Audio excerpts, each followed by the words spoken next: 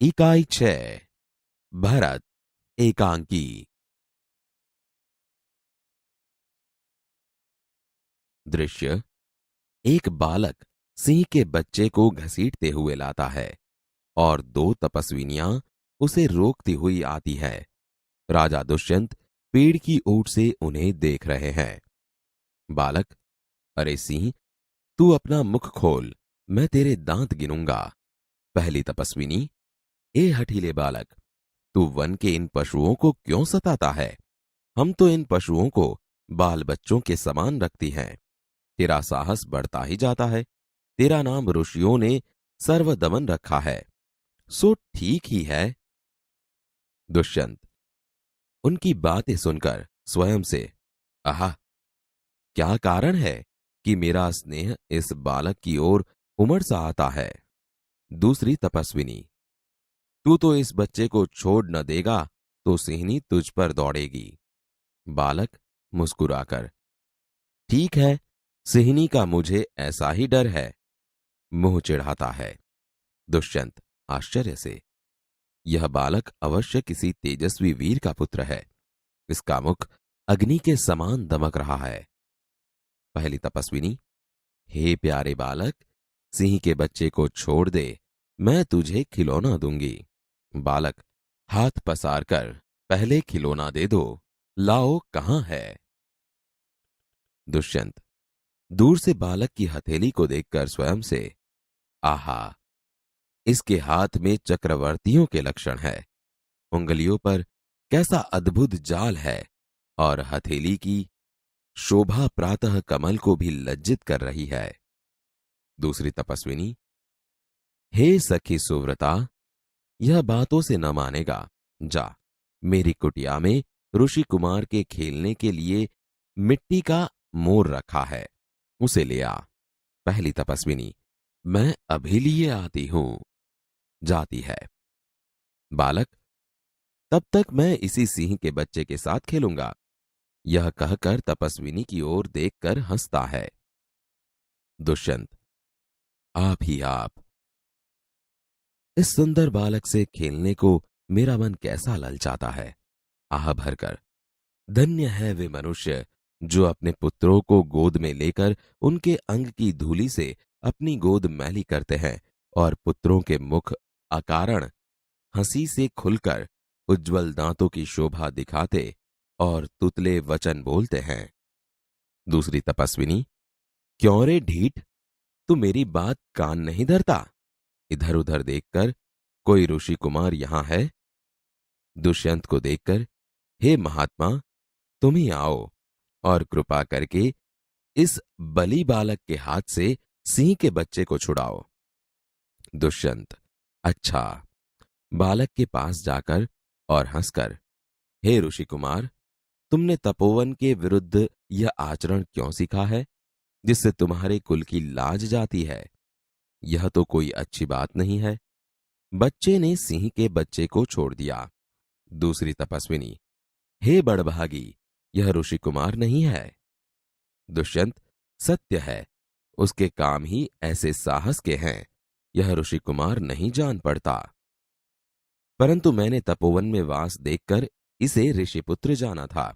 बच्चे की हथेली को अपने हाथ में लेकर स्वयं से, आहा, जब इसका हाथ छूने से मुझे इतना सुख हुआ है तो जिस बड़भागी का यह बेटा है उसे कितना हर्ष होता होगा।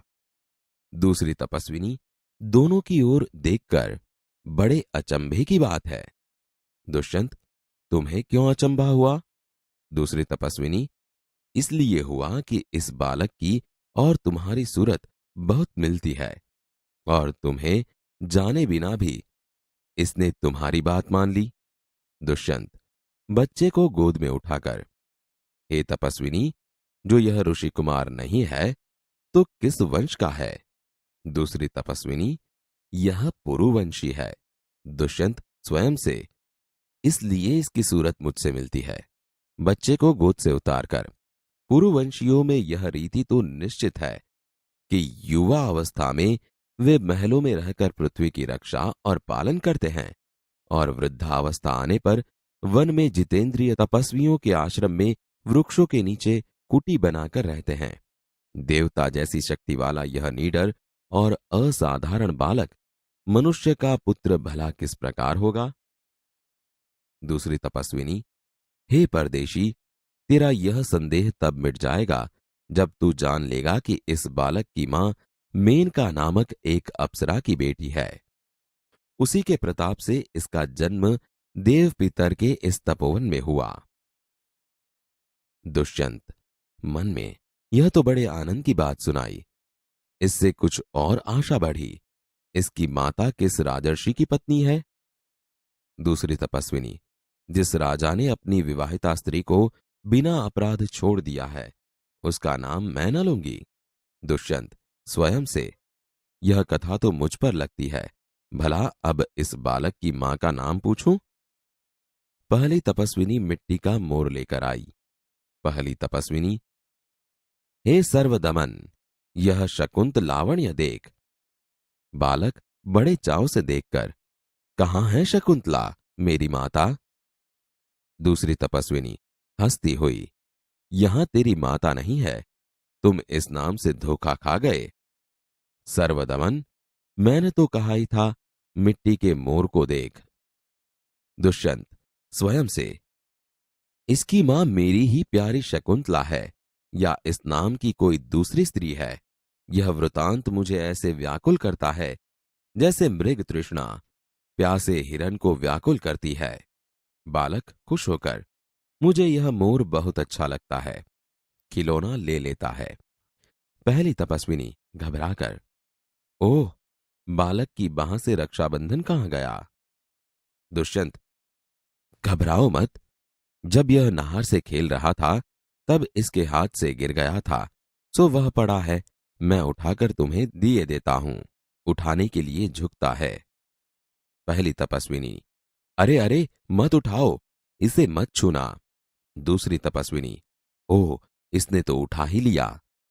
दोनों एक दूसरे को आश्चर्य से देखती हैं।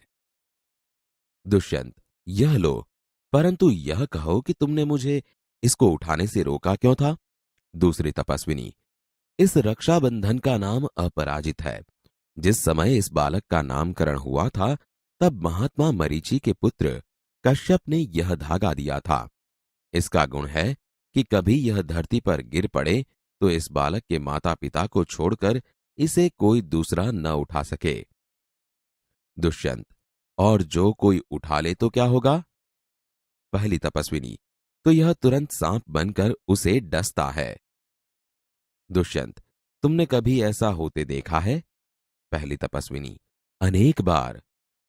दुष्यंत प्रसन्न होकर, तो अब मेरा मनोरथ पूरा हुआ। मैं क्यों न आनंद मनाऊं?